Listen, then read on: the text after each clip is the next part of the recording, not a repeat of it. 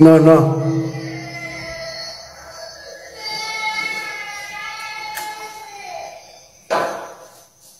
Hola. No mandes.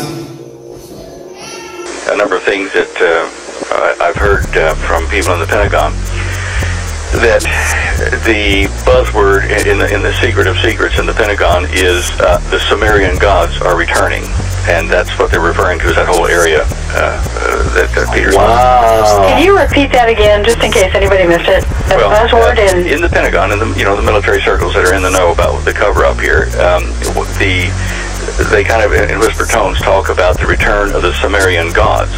And they're talking about the what we would call aliens or fallen angels returning into the Middle East, into Old Sumer area. The Anunnaki. What we have here? People think this spiritual warfare is not real. Look what we got here, right?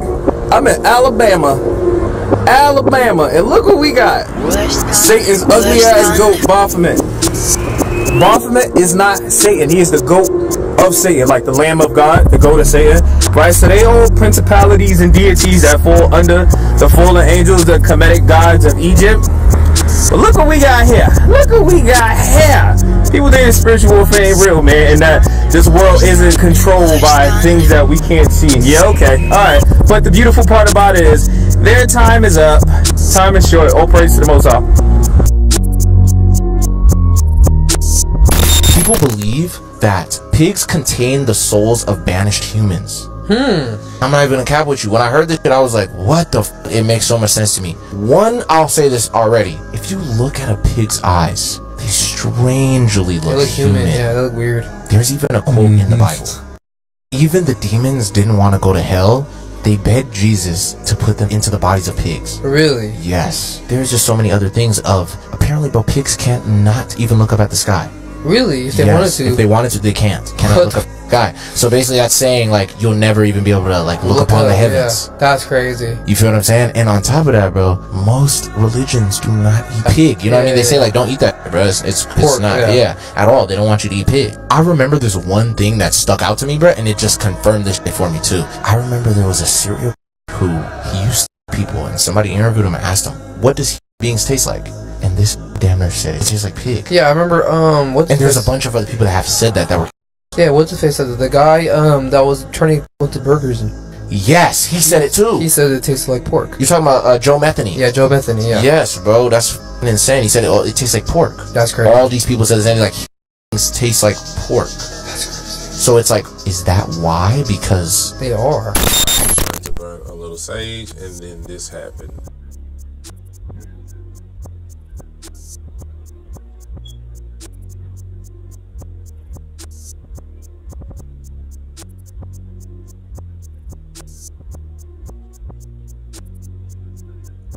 What happened?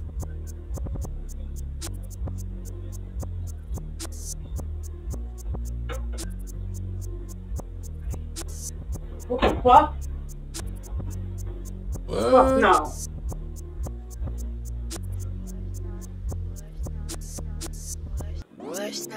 Well, first of all, oh yeah. Unless they got a automatic door over the that's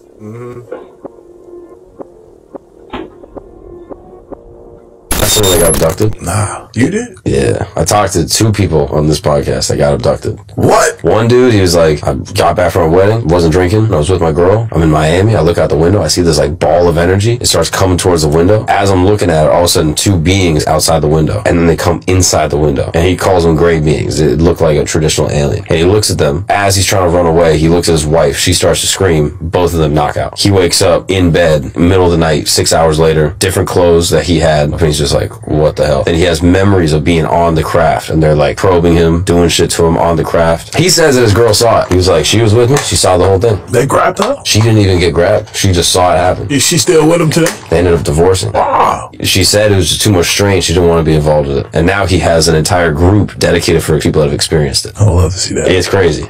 Just after when Heath Ledger died, he played the Joker in Batman. He died on January the 22nd, which is interesting because the number 22 is in sync with the Joker card in the tarot card deck. You're suggesting that basically the Batman movies has got some kind of ritual magic involved? Absolutely, yes. Why was he murdered? What did he... His real father wasn't the father that is shown to the public. His real father was a very famous actor. He did a lot of theatre in the 50s, 60s, I forget his name.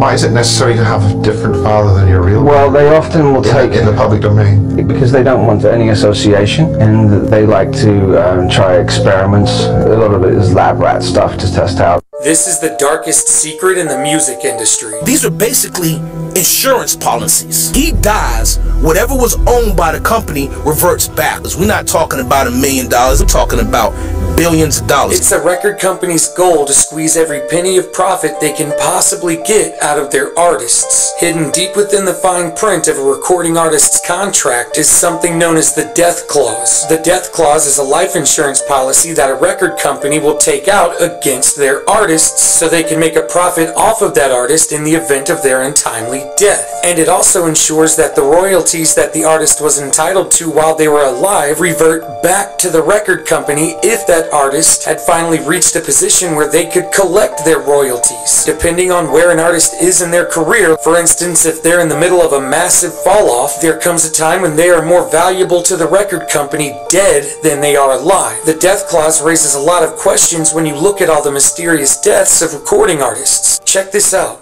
It's called the death clause, or the non-performance clause. Now, this is one of those lesser-known details in regards to record contracts. Companies shall have the right to secure insurance equivalent to 10 times the estimated value of the artist's earnings from any source of revenue for company's sole benefit.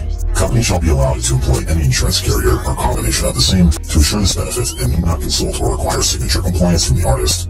Companies shall keep such information confidential, except that the company may disclose information to the applicable insurance carriers or as required by law. Artist or artist estate shall have no right to review or claim the benefit of any such policy obtained by the company. If an artist fails to perform or pay back advances, the artist becomes more profitable, dead, and whereas it used to be worth thousands, it's now potentially worth billions.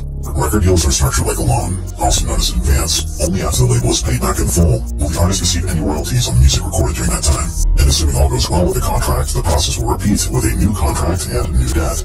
If they don't succeed though, or paying back the label is taking too long, or the artist is trying to get out of the deal, then the death clause conveniently helps the label collect. It was noted that a popular musician's life expectancy was up to 25 years shorter comparable to the general population. And these numbers make it clear as day that the true price of fame in the music industry is up to 25 years off your life.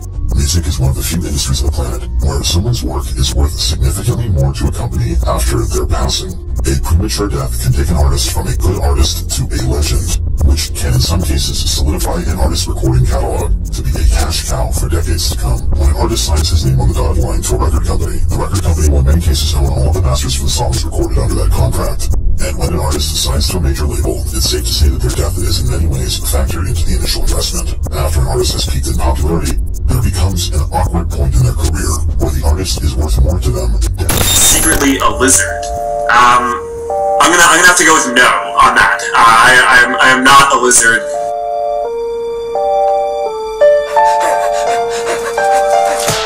This reality, this world we call human, is manipulated from the unseen. These are the pantheons of gods, like the Greek gods and all these other gods that people worship but can't see. You find this theme of a non-human force with negative intent on humanity that is manipulating our world from the unseen. So if you look at Christianity, they have the devil and Satan. That's their name for this force collectively, and they talk about demons. Then you look at Islam. Now, Islam, of course, is completely different from Christianity. Of course, it is, so people think. But actually, there are big areas of agreement, and one of them is the jinn. And the jinn are considered to be a force in the hidden that manipulate human society, and their collective name for the ruler of the jinn, Christian, Satan. Islam, Shaitan, or Iblis. Then I talked to the great Zulu shaman Credo Mutwa in South Africa, spent days and days talking to him, who describes their legends and accounts of a non-human force manipulating human society, which they say took a reptilian form. The ancients were doing sacrificial rituals to these gods, right? And they were sacrificing, particularly children. What they did was they, in those days, because it was acceptable, God knows why, they did it openly, right? And it was a sacrifice to the gods. And I'll come to this in a second, but my question was, so what do the frickin' gods get out of it then? Well, I now understand. I take you back to the first Matrix movie, and the Morpheus character holds up a battery, and he says, the Matrix is a computer-generated dream world designed to turn humans into one of these, a battery. These entities are feeding off human energy, but it's a particular type of human energy. So these are the energies I'm talking about. So these entities, by their very nature, are very low vibrational in nature, because anyone that wants to impose their will and manipulate and cause suffering and war and death and destruction is in a very low vibrational state.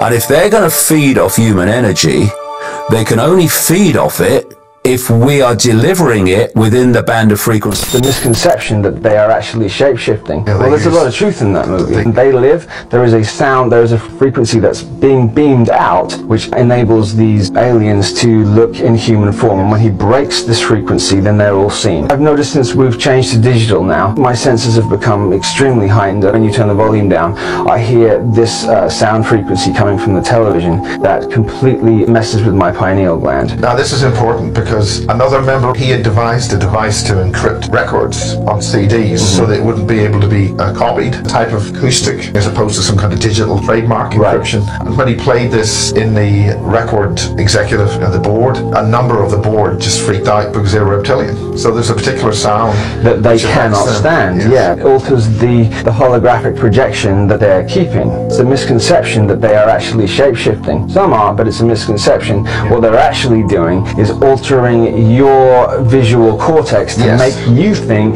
you're seeing them that way. Absolutely, yes. They're not actually looking that way, they've just manipulated your mind to think that they are. And that must work through all kind of visual media, otherwise you'd see a lot of these aliens walking around on TV. Absolutely, yeah. I've noticed a lot of news readers, because they're doing that as an indoctrination and conditioning, because they're the ones who are in your house every day. Look carefully at the news readers, it's slowly drip to accept to them crawling across the ceiling. When I was living in an apartment in Los Angeles, I fell asleep one time and I knew I was under attack at that moment, and I heard these things rushing across the ground, and they were squeaking and they were sort of scuttling around.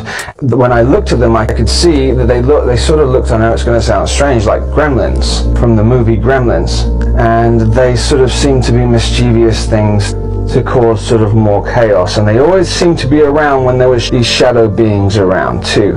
So whatever these little skull things are controlled. And well, a lot of people and I've seen these things. The ones that run along the ground? Scuttlers. I saw them first at a transmitter. Kerry Cassidy says she's seen them. Lisa's seen them. Some of the crop circle people have seen them. Big things, very large ones. Yeah, these ones I see are about this big and they look like gremlins. They have ears like that, they have teeth, they make noise and they laugh. They're just like mischievous, like running around things. And they're not nice. No, they're not nice, but they're not evil, but they're mischievous and they're working for something. They sort of hide things and they bring around sort of negative energy.